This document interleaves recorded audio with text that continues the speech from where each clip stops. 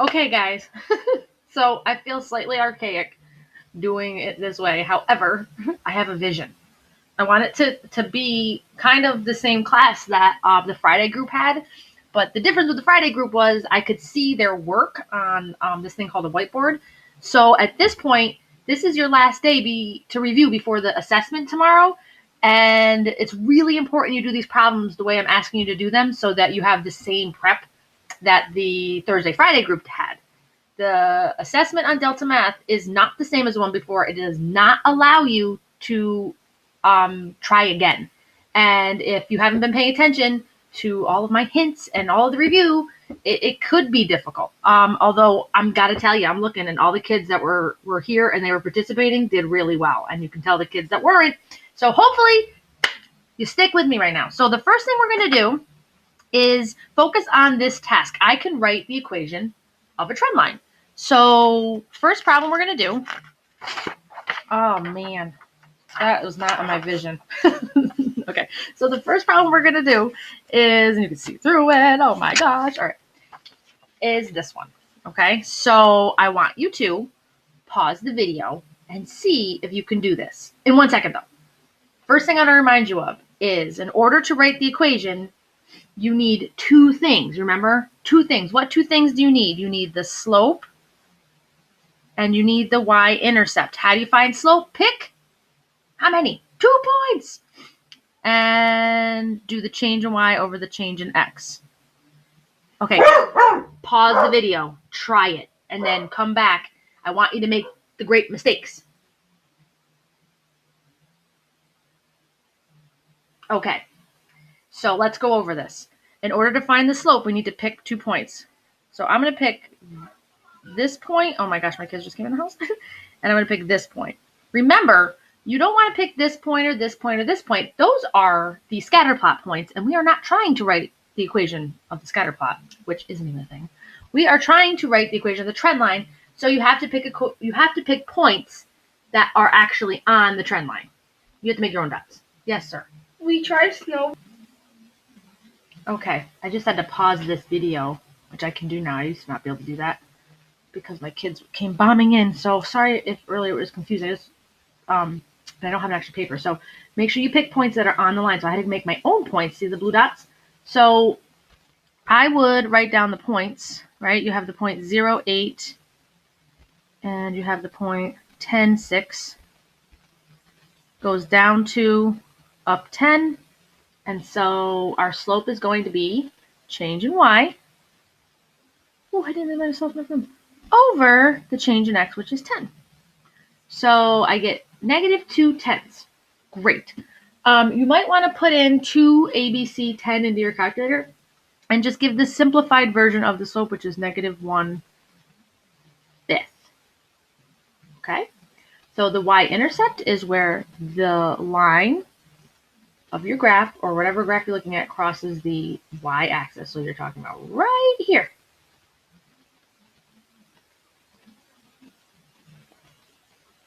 Goodness me. I'm doing this at night. I am out of sorts. So the equation of the trend line would be y equals -1/5 x plus 8. Did you see the sweatshirt? I'm wearing my bazillion-year-old Syracuse hoodie sweatshirt right now. So I just rolled up my sleeves. All right. So the second one, you should be better at than you were at the first one. So that's the goal, right, is to learn. So let's take a look at the second one. And here it is. So I'm going to have you pause it right here. And I want you to write the equation of the trend line and enter that in. Then press play.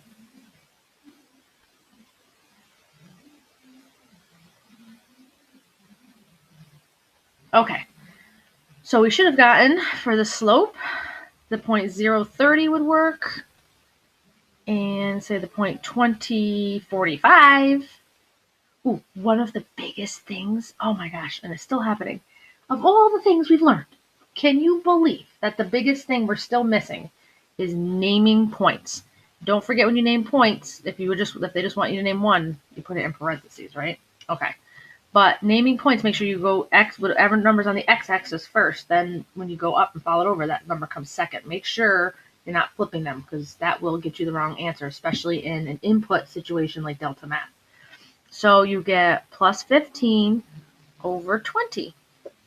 So the change in Y is 15.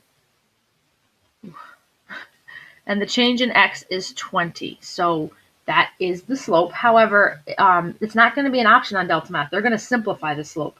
So put 15 ABC button 20 into your calculator, press enter. It will simplify it for you.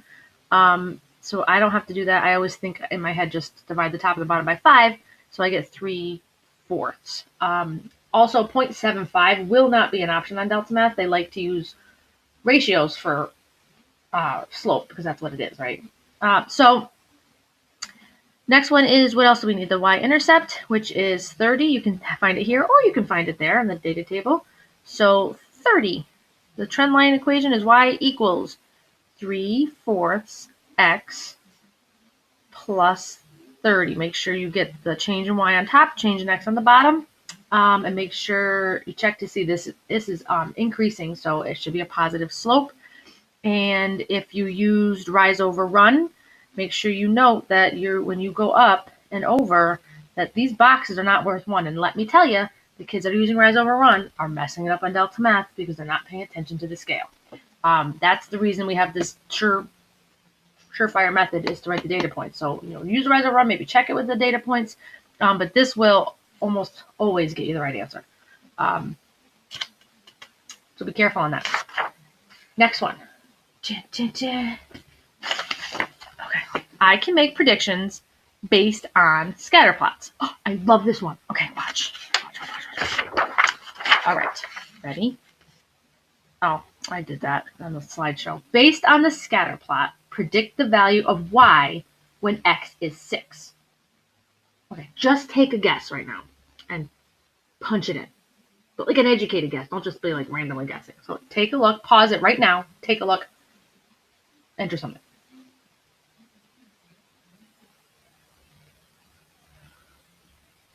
Okay, we back? All right, so listen.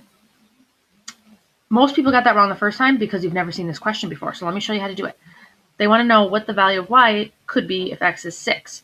So you want to go to where X is 6. So here's your X-axis.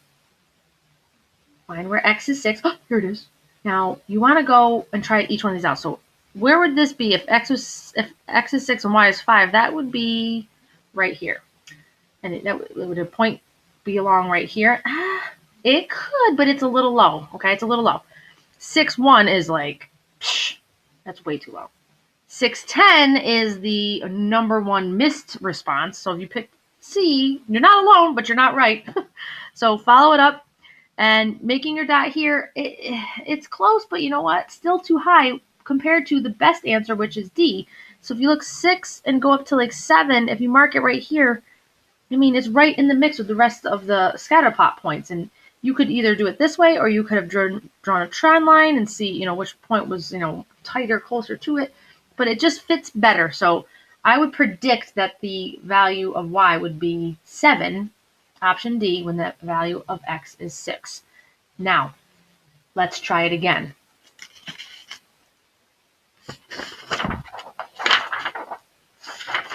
Crikey. All right. So based on the scatter plot, predict the value of Y when X equals 5. Now try this on your own, and you should do better this time. Pause the video now.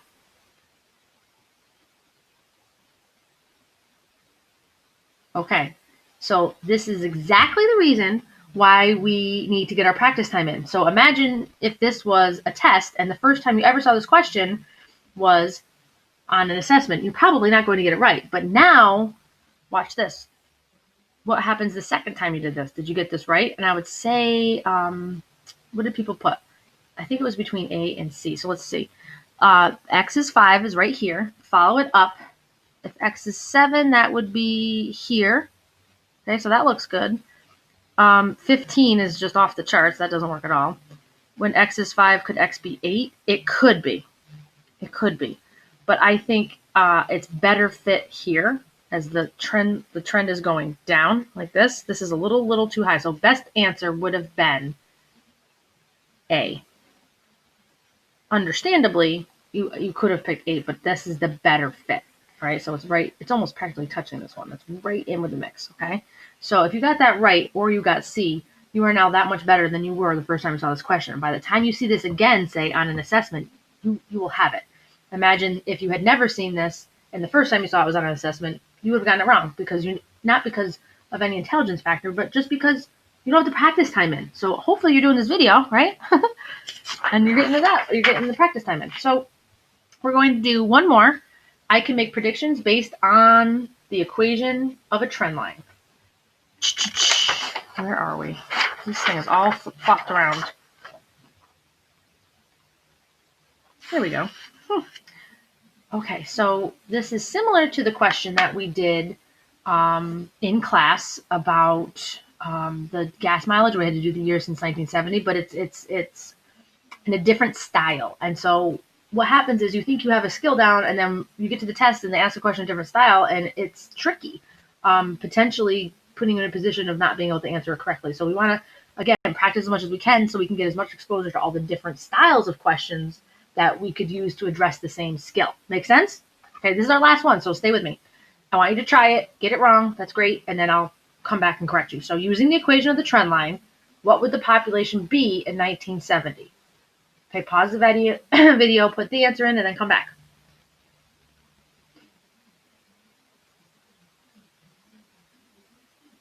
Okay, so using the equation of the trend line, I don't see an equation anywhere. So you have to write the equation, you have to find the equation. So we're going to need the slope and the y-intercept.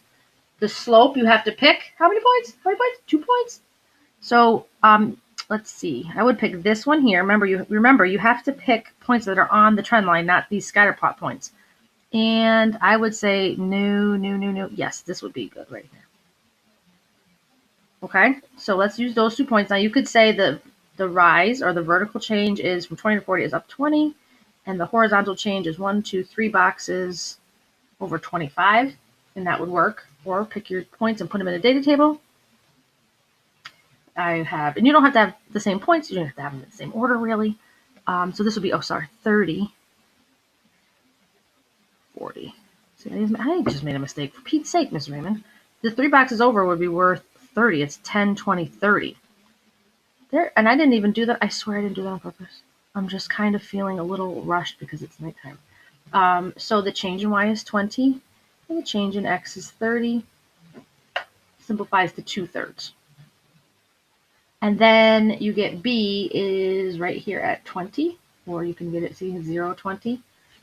And so your equation is y equals 2/3 x plus 20. And then you get y equals 2/3. What do they want to know? They want to know the year, which I kind of failed to tell you. So the year is your x, right? But they want to know since 1970. So 1970 and... I'm sorry. Jeez. What would the population be in 1970? The x value is the year since 1900. So 1970 minus 1900, it's 70 years between the year 1900 and the 1970. Sorry if that just totally messed you up. So we're going to put in 70 for our x value. And we're going to add 20 to that. Okay, so you're going to need your calculator for this, so you might want to grab that. Okay, so calculator, you're going to do 2. Well, you know what you should do? You should turn it on first. Jesus. All right. So we're going to do 2. ABC is right here. That's that button I was talking about. ABC right here. 3 times 70 plus 20. 66 and 2/3. Y equals 66 and 2/3. 66 and 2/3 what?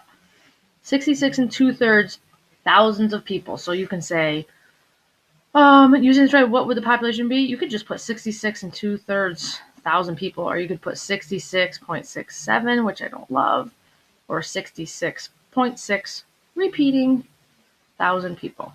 Not the best question. But you get the gist. You can even, honestly, you could say 66,000 people. Okay, so we did writing an equation of a trend line 3 times. My goal is to get 100% of you to know 100% of the time how to do this. We've spent a lot of time on it. I really want you to be skilled in it. So I'm going to test you on that when we come back to class again. So watch it again if you need to. And then hopefully you paid attention in class to the review. If you did and you've been doing your job, Delta Math, take your time. You'll do great. Do your best. Have a great day.